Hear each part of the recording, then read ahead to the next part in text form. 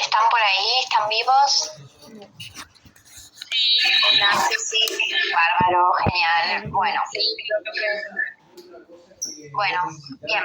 Bueno, nos habíamos quedado, a modo de resumen, empezamos charlando del sistema nervioso autónomo, simpático, parasimpático, de qué se ocupaba más o menos cada uno de estos dos, cómo estaba formada la vía, que eran 2 neuronas, y después hablamos de quiénes controlaban este sistema nervioso autónomo, simpático y parasimpático. Hablamos un poquito acerca del hipocampo, ¿sí? Hablamos también acerca del sistema límbico, hablamos de la formación reticular y yo les había dicho, dentro de la formación reticular lo que vimos es que estaban los centros respiratorios, los centros cardioaceleradores, cardiodesaceleradores y los centros vasopresores, que la formación reticular entonces estaba muy vinculada a lo que eran funciones muy vitales como nuestra frecuencia cardíaca, nuestra frecuencia respiratoria, el gatillo respiratorio para que nosotros respiremos, el control de la presión arterial, que obviamente son todas funciones vitales de nuestro organismo. Hablamos de que también en la formación reticular había un núcleo, que era el locus ceruleus, que era un gran proveedor de noradrenalina. Y la formación reticular también tiene una función muy importante, que es funcionar como un switch, ¿sí? Como las teclas que nosotros usamos para prender o apagar la luz. Bueno, lo mismo va a ser nuestra formación reticular en lo que tiene que ver con nuestro estado de alerta, de vigilia, o nuestro estado de poder estar durmiendo, ¿sí? Va a ser, si bien va a estar relacionado con la glándula pineal y con la secreción de melatonina, esto que decíamos de que sube mucho, hay mucha producción de melatonina a la tardecita noche, que es lo que nos empieza a dar sueño y demás, y después esto de que el sistema medio que se apague y queden funcionando algunas cuestiones vitales, pero hay cosas conscientes que todo eso está como desconectado y que en las primeras horas de la mañana, habitualmente, bueno, según la rutina de cada uno, todo este sistema se empiece a reactivar de nuevo, como a prender de nuevo. Eso de prendido o apagado va a depender de nuestra formación reticular, ¿sí? El hecho de que nosotros nos podamos desconectar y volver a conectar, ¿sí? Por eso también es muy importante nuestra formación reticular. Por eso les decía que es un área muy sensible de nuestro sistema nervioso central, porque dijimos que ahí estaban nuestro centro respiratorio, nuestro centro de control del corazón, y también porque está este botón, esta tecla de me despierto, me duermo, y por eso muchos pacientes o muchas personas que tienen alguna lesión a nivel del tronco, que esté ahí en la formación reticular, muchos pacientes pueden estar en estado de coma, ¿sí? Si tienen una alteración de la formación reticular. ¿Por qué? Porque son pacientes que no pueden recuperar la vigilia, no pueden recuperar el hecho de abrir los ojos y estar conectados con el medio que los rodea. Nosotros podemos tener pacientes en estado de coma por un tratamiento farmacológico, como por ejemplo la anestesia, ¿sí? Que es algo transitorio, o pacientes que están, no sé, necesitan intubación o necesitan algún procedimiento muy invasivo, entonces los médicos lo que hacen es ponerlo en un estado de coma farmacológico. Pero después hay pacientes que por ahí, por algún traumatismo con consecuencias graves, por alguna ACV, algún tumor o alguna lesión importante en esta zona, pueden estar también en estado de coma. Esto quiere decir que no pueden recuperar la vigilia y la conexión con el medio que los rodea. A este sector de la formación reticular que se ocupa de que podamos recuperar la vigilia, nos podamos despertar, se le llama SARA, ¿sí? Y esto es una sigla. ¿Por qué? Porque el SARA lo que significa es Sistema Activador Reticular Ascendente. Y lo que va a hacer es, va a gatillar y va a mantener nuestro estado de vigilia y de conciencia. Y para que nosotros podamos mantener o activar o lo que sea, también vamos a requerir de información sensitiva y sensorial para que nosotros podamos mantener ese estado de vigilia y también para activarlo. Por eso es que la formación reticular va a recibir estímulos que vienen desde el exterior. Nuestra formación reticular, ¿sí?, va a recibir estímulos, por ejemplo, estímulos sensitivos somáticos, va a recibir estímulos de los nociceptores, va a recibir estímulos de los propioceptores, también va a recibir estímulos visuales, también va a recibir estímulos auditivos. Y lo que va a hacer el SARA, que está ubicado acá en la formación reticular, es enviar información a la corteza cerebral para que nosotros nos podamos despertar o que nosotros nos podamos mantener despiertos.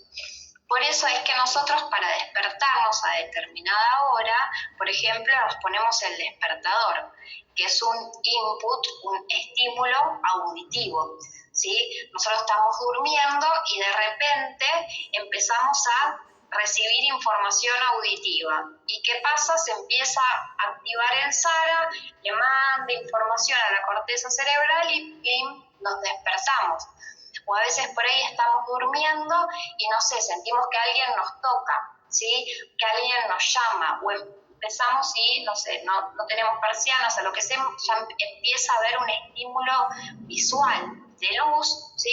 Todo eso va a favorecer que nosotros nos podamos despertar, ¿sí?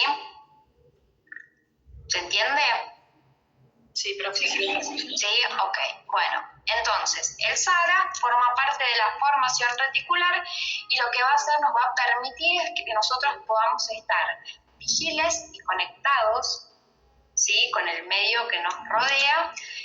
Va a permitir como que esto se prenda y que se sostenga durante el tiempo.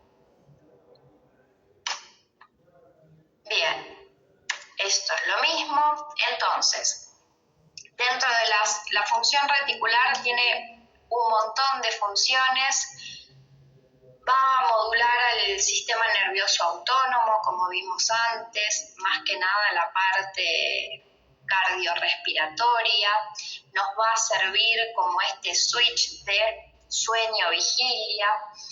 Va a tener un control en lo que es el sistema endocrino, porque va a funcionar como regulador de nuestro sistema nervioso autónomo, y a su vez va a tener algunas funciones en lo que es el control del tono muscular, ¿sí?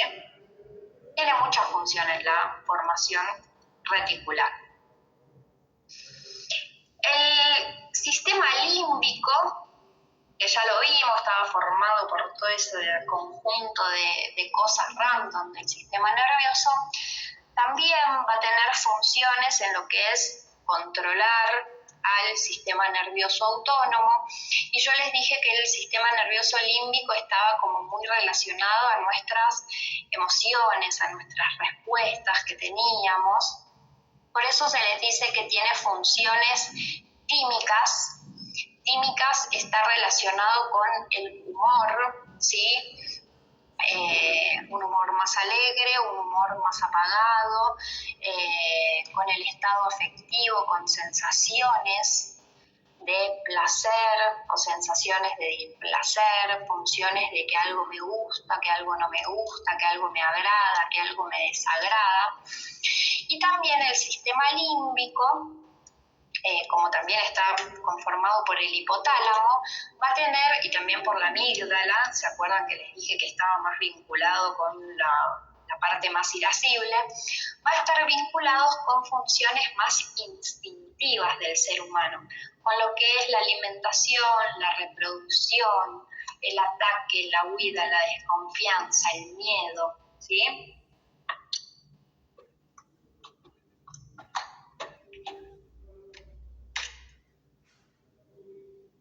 También el hipotálamo, bueno, habíamos dicho la clase también anterior, que estaba relacionado con todo lo que son las funciones más de supervivencia de la especie, de tratar de controlar a nuestro medio interno, cuánto líquido tenemos, más, menos, cuánto comemos, más, menos, cuánto nos reproducimos, más, menos. Y también el sistema límbico, dijimos que uno de los componentes era el hipocampo. Y que el hipocampo, yo les dije que formaba parte del lóbulo temporal, ¿sí? Y que además de estar relacionado con el sistema límbico, también está vinculado el lóbulo, todas las funciones del lóbulo temporal también está vinculado con lo que es la memoria. Más que nada con la memoria reciente.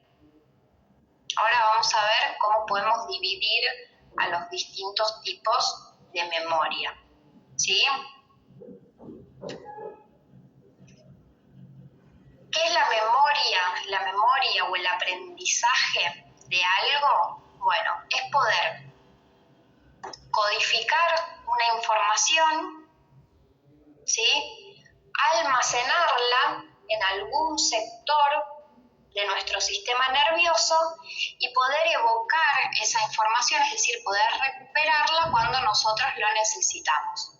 Como por ejemplo, cuando nosotros estudiamos para una materia, primero, no sé, leemos o vemos un video o vemos una imagen, lo que sea, nuestro cerebro lo codifica en alguna información que el cerebro entienda y lo guarda, lo almacena, lo guarda en un ficherito.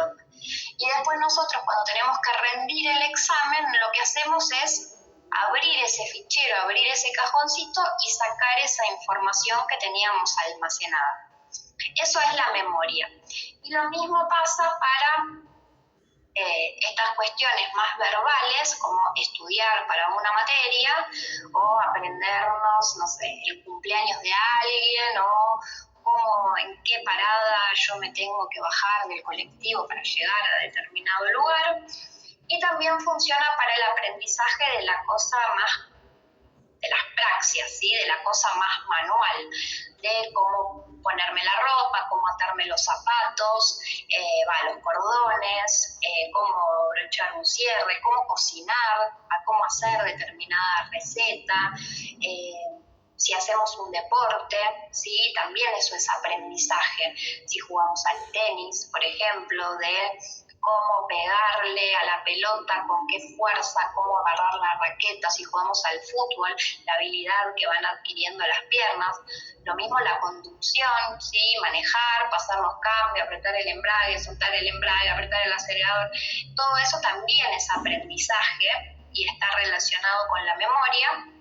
Pero bueno, muchas veces hay algunas cosas que después las vamos como automatizando, que no necesitamos estar evocando de manera consciente cómo era que se hacía esto, sino que a medida de que pasa el tiempo hay algunas actividades que vamos automatizando, como, no sé, atarnos los zapatos, caminar, manejar, y hay otras cosas que...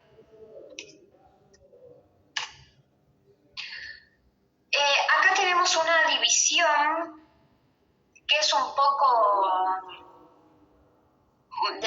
grande, es esta división de la memoria, que acá nos la divide en una memoria a corto plazo y una memoria a largo plazo.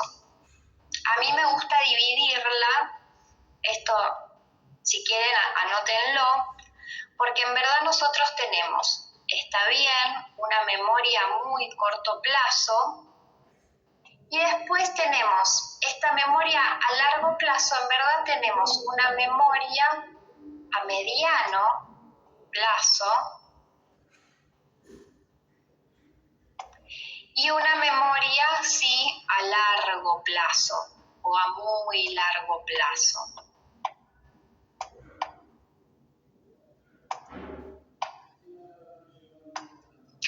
La memoria a corto plazo o a muy corto plazo también se la llama working memory o memoria de trabajo.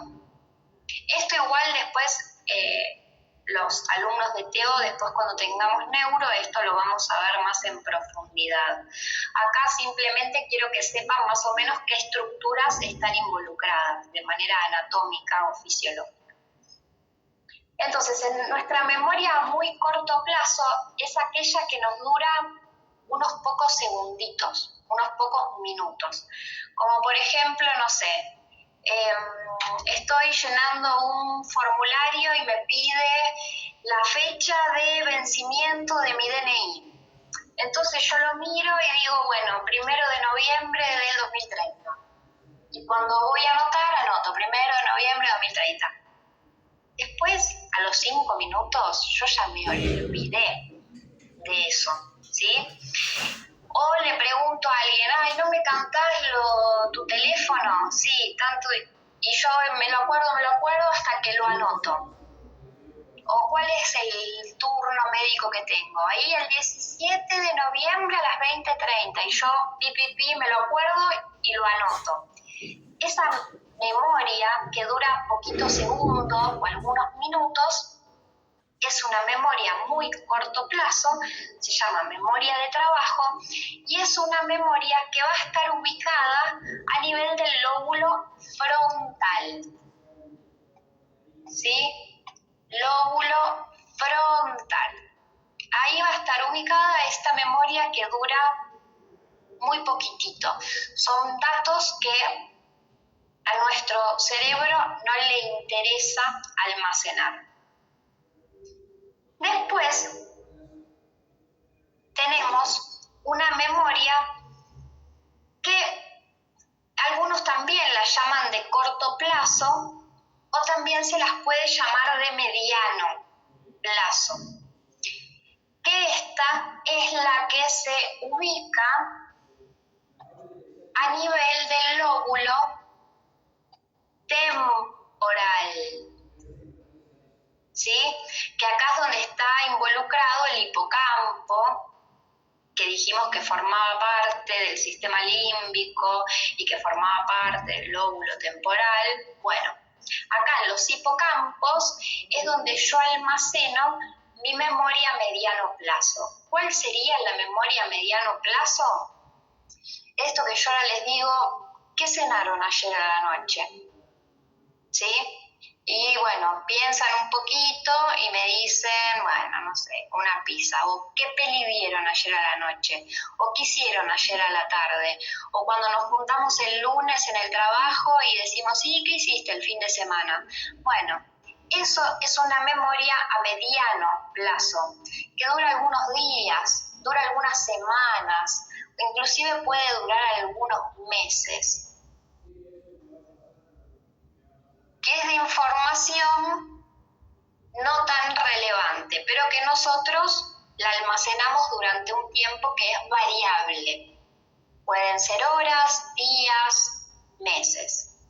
Si yo les pregunto ahora qué comieron el 1 de noviembre del 2022, a no ser que tengan una memoria muy privilegiada, la verdad es que no se lo van a acordar y eso está bien, está dentro de los parámetros de la normalidad, porque es una información que no nos sirve y que no la recordamos. Y esa es la memoria que se ubica en el lóbulo temporal. Y esa es la memoria, como para ponerles un ejemplo, que es la primera que se afecta, por ejemplo, en la enfermedad de Alzheimer, ¿sí? Porque lo primero que se afecta en la enfermedad de Alzheimer son los lóbulos temporales. Por eso los pacientes empiezan a tener trastornos en la conducta, porque está vinculado con el sistema límbico, se pueden poner más agresivos de lo habitual y empiezan a tener estas fallas en la memoria reciente, que a mí me gusta llamar memoria a mediano plazo, ¿sí? ¿Qué es esto de qué comiste ayer o qué desayunaste hoy a la mañana? ¿Sí? Acá lo que pasa a los pacientes es que por ahí, no sé, van al médico a la mañana y después a la noche cuando le preguntan ¿y fuiste al médico? No. ¿Por qué? Porque ese lóbulo temporal que tiene que almacenar esta información durante unas horas, unos días o unas semanas está funcionando mal.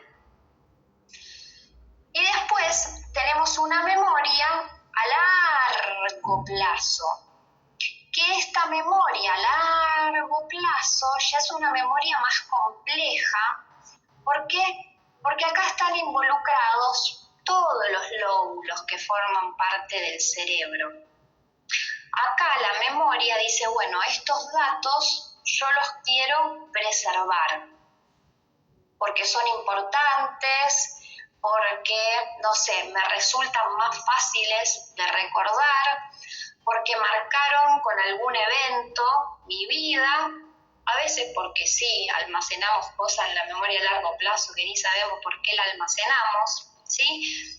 Y entonces acá nuestro sistema de la memoria agarra esa información y la pone, no sé si vieron la película, es muy interesante, Intensamente creo que es, no sé si es de Pixar o Disney. Sí, sí.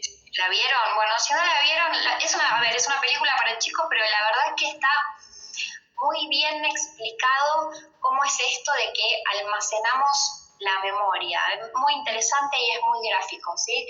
A ver, hay algunos episodios, algunos eventos, algunos datos que nuestro cerebro interpreta que son importantes y entonces, ¿qué hace?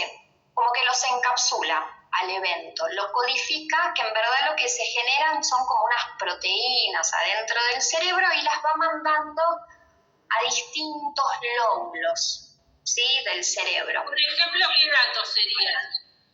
Bueno, por ejemplo, esos datos son quiénes son nuestros padres, en dónde vivimos, suele ser como información que nosotros venimos acumulando, ¿sí? Desde hace tiempo, quiénes son nuestros padres. Recuerdos también, aparte. Sí, en dónde crecimos, en nuestra infancia, puede ser, no sé, quién fue nuestro primer novio, dónde dimos nuestro primer beso, cuál era nuestra comida preferida, quién es nuestra pareja actual, quiénes son nuestros hijos. Toda esta información, toda esta memoria más a largo plazo, no suele tener un sector específico en el cerebro, sino que se empieza a procesar en el lóbulo temporal, en nuestra memoria a mediano plazo, pero dice, bueno, esto lo archivo, esto lo guardo. Y cuando te hablan de estar ubicado en tiempo y espacio, ¿es con esta memoria? No, eso está, sí y no, o sea, está vinculado con la memoria a mediano plazo, el hecho de que nosotros sepamos qué día es hoy, en qué mes estamos y en qué año estamos, está vinculado con la memoria a mediano plazo, pero también está vinculado con una cuestión de una orientación temporoespacial. Pero sí está relacionado, pero más que nada con la de mediano plazo. Gracias. Y por eso es que los pacientes con Alzheimer, como les decía, pacientes con Alzheimer, los primeros signos que vemos son estas cuestiones en la conducta, por ahí están más irascibles, más agresivos o más apáticos. Si nosotros le preguntamos, ¿qué hiciste hoy a la mañana? No nos pueden decir. ¿Quién te vino a visitar ayer? No nos pueden decir. ¿Tomaste las pastillas hoy? No nos pueden decir, pero ahora se acuerdan el nombre de la madre, el nombre del padre, la casa de la infancia, la primera película que fue, bueno, todo eso se lo acuerdan porque todavía toda esa parte de la memoria no se afectó. ¿Por qué? Porque está almacenada en muchos lugares, no solo en el lóbulo temporal. Después, a medida de que va pasando el tiempo en el Alzheimer, que es una enfermedad neurodegenerativa, no solo se afectan los lóbulos temporales, sino que a medida que pasa el tiempo se va afectando todo el cerebro, pero es como que los últimos recuerdos que vamos perdiendo son estos, como los recuerdos más viejos. Por eso el paciente con Alzheimer, de lo último que se olvida es de los padres. ¿sí? Terminan pidiendo por la mamá, por el papá, piensan que viven con la madre, con el padre, o con quien, no sé, los haya criado, porque son recuerdos que son los últimos que vamos perdiendo, ¿sí? En este tipo de enfermedades. Entonces, ¿te hago una pregunta? sí. Con las personas no terminan, ¿puede ser que pase lo mismo que cuando... ¿Cómo no te entendí?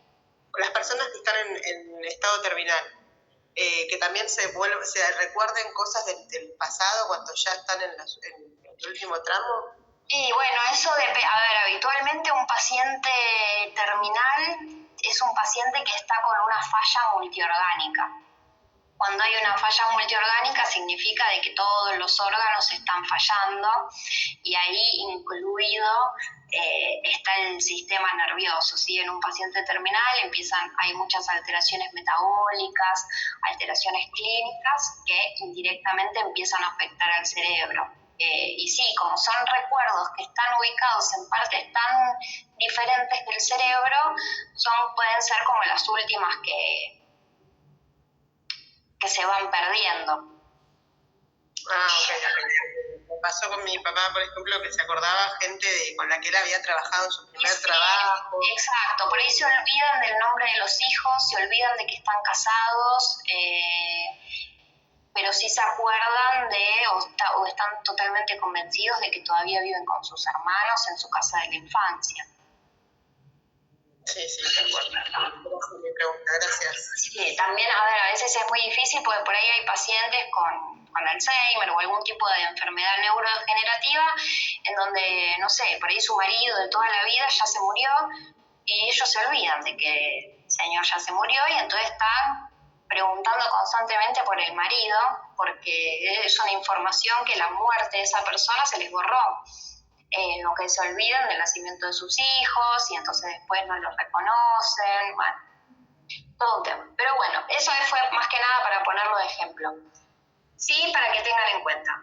Memoria a corto plazo o a muy corto plazo, depende de dónde lo lean, es la memoria frontal, working memory. Me dura muy poquitito, unos segunditos, es acordarme una secuencia corta de números, acordarme un apellido para después poder, no sé, pedir un turno o preguntarle a alguien acerca de. Una memoria a mediano plazo es aquella que almacenamos horas, días, semanas, de que puede ser información más o menos relevante, y la memoria a largo plazo es aquella que se nos queda impactada en el cerebro por siempre.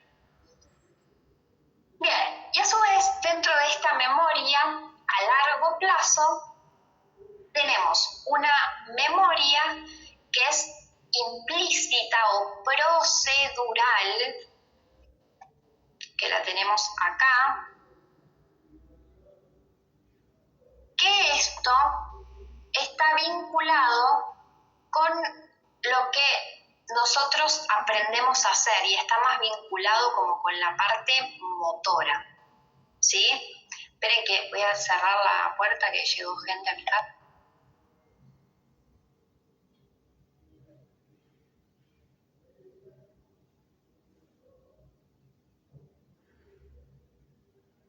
Bueno, ahí está.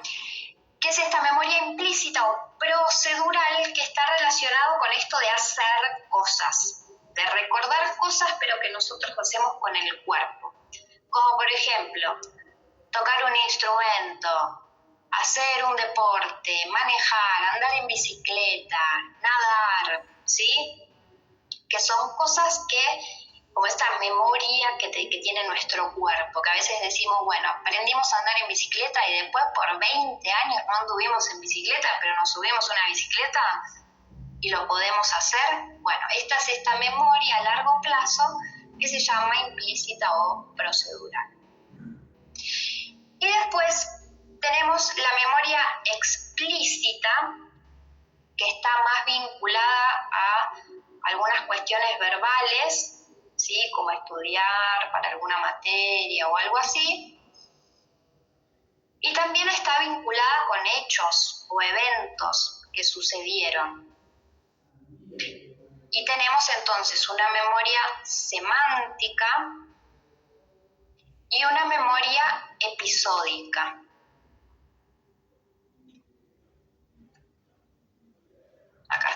semántica y una memoria episódica. Episódica hace más referencia a experiencias, ¿sí? Hechos que ocurren en nuestra vida.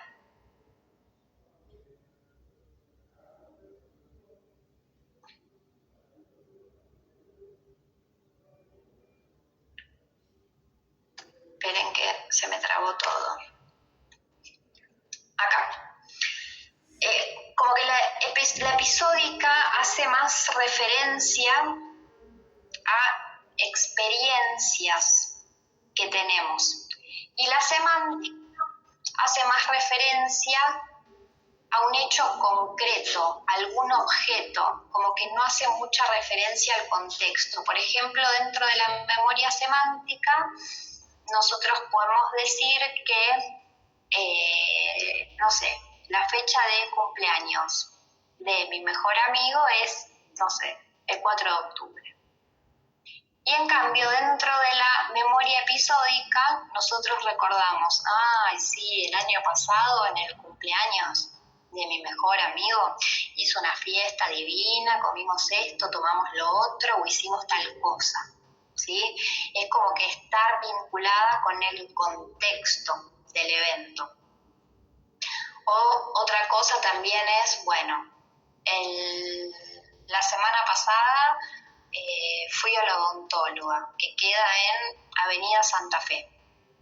Y la memoria episódica lo que me dice es, bueno, para llegar hasta ahí me tuve que tomar el subte, hice 4 estaciones, me bajé en Ministro Carranza, ahí tengo que caminar para tal lado, paso por una casita verde y ahí está la odontóloga, ¿sí?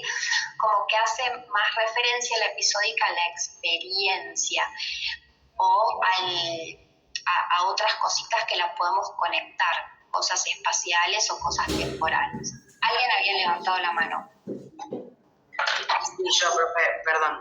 No entendí, bueno, tenemos la memoria implícita y la explícita. ¿Ambas son de largo plazo? Ambas son de largo plazo, sí. Ok. ¿Y qué sería la definición de la explícita? Más allá de que tiene semántica y episódica.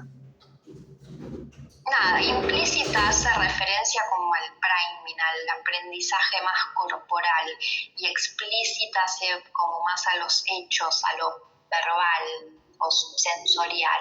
Ok.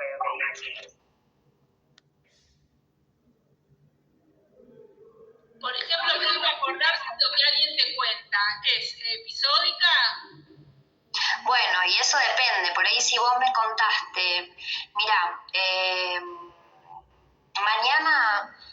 mañana me junto con una amiga. Bueno, eso va a ser, y si yo me lo acuerdo, estoy almacenando un hecho, que vos mañana te juntás con una amiga. Ahora, si vos me decís, mañana me junto con una amiga, que la semana pasada nos repeleamos porque ella habló mal de mí y se metió en mi trabajo, bueno, yo ahí ya me estoy acordando de toda una experiencia y yo ahí lo podría categorizar dentro de una memoria más episódica, si yo esto después lo mantengo en el tiempo. Profe, para el de esto, ¿qué es lo que hay que saber? ¿Cómo? Para el examen, ¿qué es esto? ¿Qué es lo que hay que saber? Para el examen, acuérdense de esta memoria a corto plazo, dónde va a estar ubicada, la memoria a mediano plazo y la memoria a largo plazo, dónde va a estar ubicada, cuál es la implícita, cuál es la explícita. A mediano es el lóbulo temporal, ¿no? Mediano Sí. es el lóbulo temporal. Sí. Eso anótenlo porque no, creo que no está, no se los puse. Igualmente, a ver, agarren el libro, van a ver que también puede estar explicado de otras maneras. Cualquier cosa me preguntan, ¿sí? Si les interesa más el tema también se puede ver, en el libro está explicado cómo es que la memoria se generan estas proteínas y van a pasar a formar parte de la memoria a largo plazo. Todo eso, si lo quieren leer, lo leen. No les voy a tomar todo eso, no está dentro de la idea del programa de la bacteria. Pero sepan lo que vimos ahora en la clase, ¿sí? Las divisiones. Sí, exacto, las divisiones, en qué parte como anatómicamente podemos ubicar a cada tipo de memoria y nada más. Perfecto, gracias. Bueno, y la memoria implícita hace referencia a los procedimientos, como decíamos antes. Memoria a corto plazo o a muy corto plazo es la memoria de trabajo, que ya lo dijimos, y bueno, no mucho más. Profe, perdón, ¿la memoria a largo plazo en qué parte está entonces? La memoria a largo plazo no tiene una ubicación puntual en el cerebro. Empieza a nivel del lóbulo temporal, que es donde está nuestra memoria a mediano plazo, y después la información se almacena en los distintos lóbulos. Ok, gracias. Bueno, con esto hemos finalizado todo el pasaje de la materia.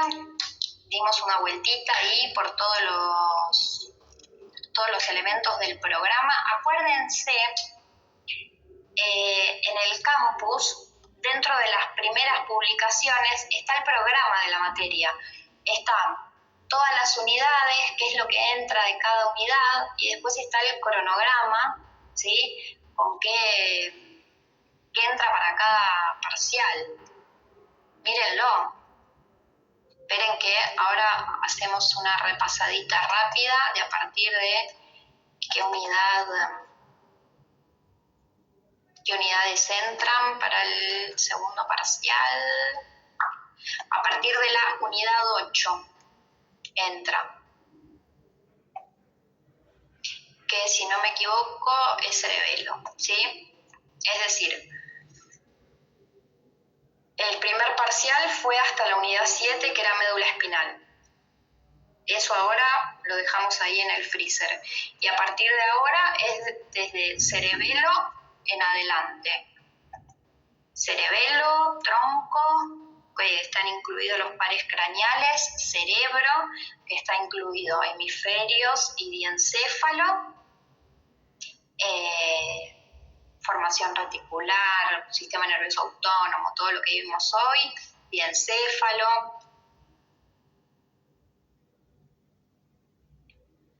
Yo, profesor, tengo un par de preguntas como puntuales. No sé si mandártelas por mail o hacerlo por acá.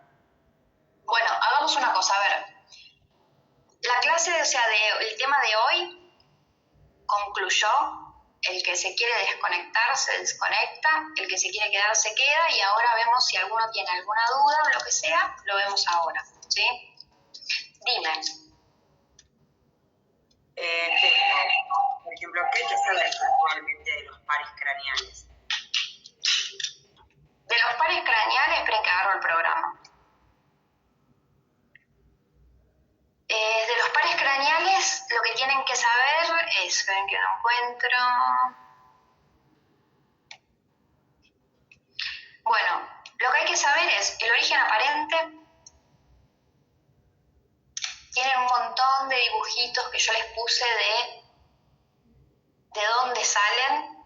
O sea, el dibujo ese de la cara anterior del tronco con la salida de los pares craneales, eso lo tendrían que saber. Si yo les marco un par craneal en el tronco, me tendrían que poder decir qué par craneal es, ¿sí? Y a su vez tienen un cuadrito en donde están escritos todos los orígenes aparentes de los pares: fosa, interpeduncular, fosita lateral. Bueno, origen aparente lo tienen que saber. ¿Qué inerva ese par craneal? Lo tienen que saber. Si inerva la pupila, si inerva el recto interno, el elevador del párpado, si inerva la lengua, ¿qué inerva? Y bueno, ¿y qué pasa si ese nervio no funciona? ¿Sí?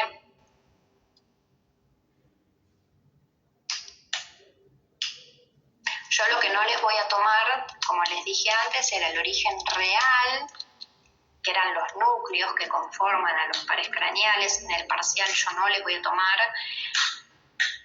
¿Por qué agujerito del cráneo salen? Tampoco.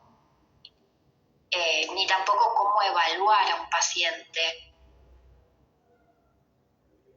para ver si tiene una alteración de los pares craneales. Eso no. Entonces, origen aparente, que lo sepan ubicar en una imagen, que lo sepan decir, y la función que tiene ese par craneal, ¿qué va a inervar? María, tengo una duda. Sí. Dice que hay algunos pares que tienen tipo primera neurona, segunda neurona, todo eso. El par vestíbulo coclear, ¿tiene vías y neuronas? Porque no las tengo anotadas, si no las encontré y no sé si tiene o no. Sí, tiene varias neuronas, la vía vestíbulo coclear. Eso está en las diapositivas de los pares. Hay un PowerPoint que se llama pares craneales y ahí están todas las vías del vestíbulo coclear. Que la primera neurona estaba en el ganglio, después en el tronco y así. Eso está. Hay una diapo. Espérate que lo busco por acá. Pares craneales. La vía coclear.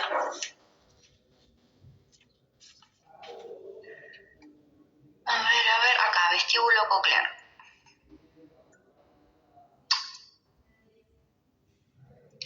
Esperen que le comparto pantalla.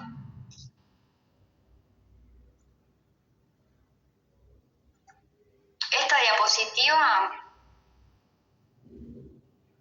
este PowerPoint, yo se los compartí, en donde están todos los pares craneales. Está el octavo par, que es la vía vestíbulo coclear, origen real, aparente, cuál es la función, y después vimos la vía coclear.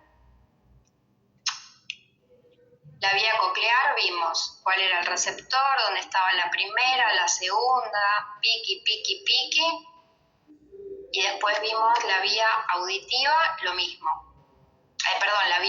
El componente vestibular, lo mismo, receptor, primera, segunda, está todo en la... Ay, sí, perdón, creo que se me debería haber pasado porque no los anoté, pero disculpad. Está en ese PowerPoint que se llama pares craneales.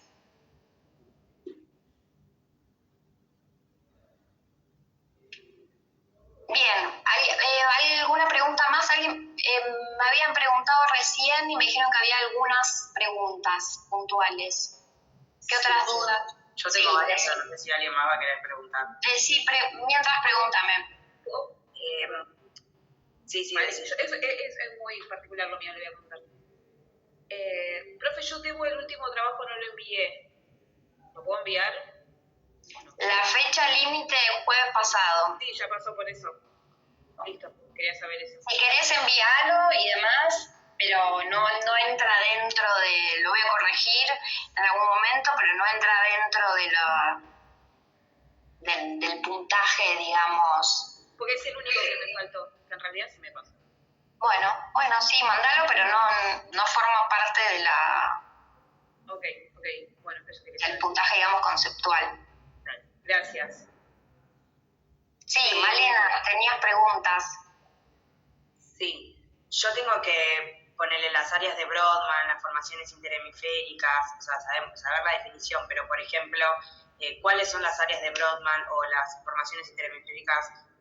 Saber cada una, ¿hay que saber eso? ¿O No, las áreas de Brodmann, sepan qué son, que lo que hacen es dividir a la corteza cerebral en distintos sectores, que a cada sector se le otorga un número y que cada sector, cada área de Brodmann lo que tiene es una función determinada. Están las áreas de Brodmann que son motoras, las áreas de Brodmann que son sensitivas, las que están relacionadas con el lenguaje, las áreas de Brodmann que son corteza, visual, primaria, o sea, pero no hace falta que se sepan el número y qué función cumplen, sepan qué son las áreas de Brodmann. Son sectores de la corteza que cumplen una función determinada.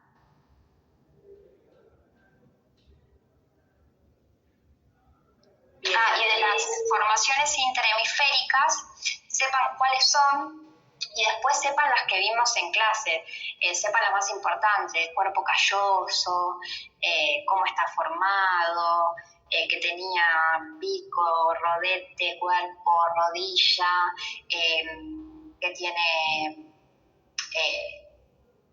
como astas frontales, astas más occipitales, qué partes unen del cerebro, y después el trígono, creo que vimos, si no me equivoco, que unía a los dos hipocampos, como a los dos lóbulos temporales. Después todo el resto, no, sepan cuáles son, pero no exactamente qué unen, salvo las más importantes, cuerpo calloso, trígono.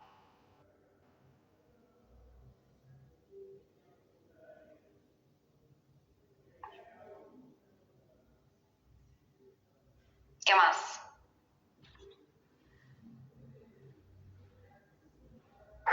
Bueno, sigo con las preguntas si no hay una pregunta. Decime, sí. Las fibras de asociación. Yo tenía notado que no hace falta saber qué une cada cosa, como por ejemplo el cíngulo, el fascículo. Sí. Lo noté bien. Sí, yo no les voy a tomar eso yo. Para el final, sépanlo, ¿sí? Pero ahora para el parcial, no.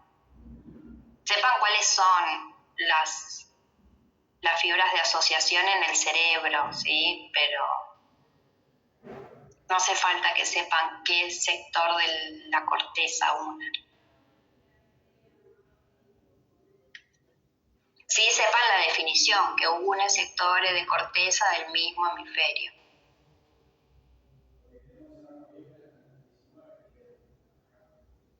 María, yo tengo una duda Sí, de una clase que tuve, algo que no me quedó claro. En cerebro, lóbulo frontal, en la parte de la circunvalación precentral. circunvolución. Exacto, circunvolución. Sí. Si me podrías como dar como una pequeña definición. ¿Qué es la circunvolución precentral? Acuérdense, esperen que vamos a dibujar.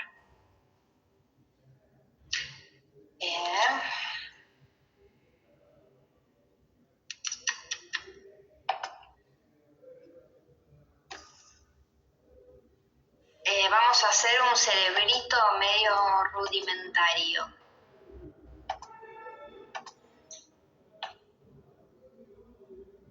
Vamos a dibujar ahí un cerebrito más o menos. Bien. Esto que tenemos acá, esta es la cisura de Rolando. O también la podemos encontrar como cisura o surco central. Tomen. Surco central. Bueno, ahí dice central, usen la imaginación. Que es esta que les voy a pintar acá de celeste, es la cisura de Rolando o la cisura central. Bien. Después, esta rojita que les voy a pintar acá es la cisura o surco, ¿cómo se llamaba este? Silvio. Bien, se llama cisura o surco lateral o de Silvio. Lateral o de... Ay, ¿qué estoy haciendo? Bueno, o de Silvio. Bien, entonces, esta cisura central lo que hace es dividirme a los lóbulos. Frontal, que está delante, y parietal, que está atrás. Entonces, la circunvolución precentral es la que está justo adelante de la cisura central, que es esta. Esta sería la circunvolución precentral. Y después, la circunvolución que está atrás de la cisura central es la circunvolución post. central porque está atrás. Entonces, la precentral, que es la que vos me preguntaste, es esta verde que está acá, está justo adelante de la cisura central, por eso se llama precentral. Y tiene otro nombre, ¿cuál es el otro nombre? ¿Cómo le llamamos a esa parte del cerebro, además de cisura precentral? La corteza. Corteza motora primaria, perfecto. O sea que decir circunvolución precentral, que es esto, es lo mismo que decir corteza motora primaria. Ahí nace la vía córtico-espinal. Acá tenemos a la primera motoneurona. Y después, la circunvolución postcentral, que es la que está atrás de la cisura central, esta ¿cómo le llamábamos también? Además de circunvolución postcentral. Corteza sensitiva primaria. Corteza sensitiva primaria. Acá terminaban todas las vías sensitivas conscientes. ¿Eso más responde tu pregunta o te queda alguna duda? No, listo. ¿Sí? Bien. Bueno, ¿qué más? Malena, vos tenías más preguntas. Sí, yo tenía la última, que tengo anotado saber puntualmente y ubicar las láminas de Rexed. Pues, No, de ninguna manera. Porque no las encontraba. No, las láminas de Rexed están en la clase de médula, ¿sí? No tienen que saberlo. Yo lo único que les dije es, lo que sí hay que saber es que si yo agarro una médula y la corto para poder ver adentro, va a tener más o menos esta forma la médula. Vamos a tener la sustancia gris adentro, ¿sí? Que forman las astas anteriores y astas posteriores, y justo en el medio está el conducto del epéndimo. Todo lo que está acá dentro de las astas es sustancia gris. Hay motoneuronas y neuronas sensitivas. Y todo lo que está por fuera es sustancia blanca. Lo que yo les dije es que lo que se hace a su vez es dividir a la sustancia gris en láminas, que son las láminas de Rexed. Y esto le ponen unos números. No hay que saberlo, ¿sí? Sepan, a ver, yo no les voy a preguntar por la lámina de Rexed, pero si alguien les pregunta qué es una lámina de Rexed, es una parte de sustancia gris de la médula espinal. Bien. Nadie les va, ni en el parcial ni en el final, nadie les va a preguntar por la lámina de Rexed. Listo. Y justo me quedó una compañera que se tuvo que ir. La irrigación del diencéfalo. Sí, no, tampoco. Ok. Son ramas del polígono de Willis. No importa qué ramas.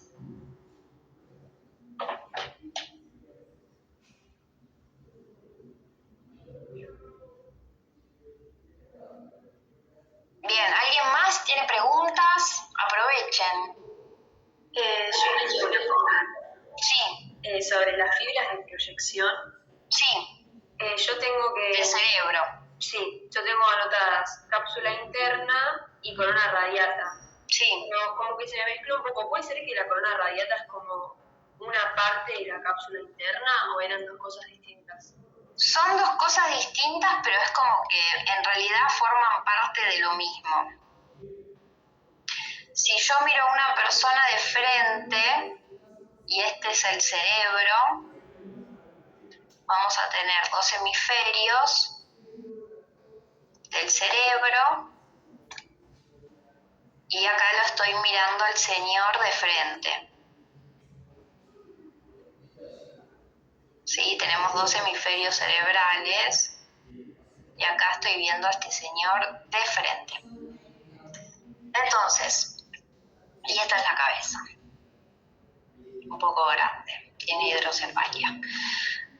Las fibras de proyección dijimos que eran aquellas fibras que se proyectan, que van del cerebro hacia algún lugar afuera del cerebro o que llegan al cerebro desde algún lugar lejano del cerebro. Por eso son de proyección, pues se proyectan.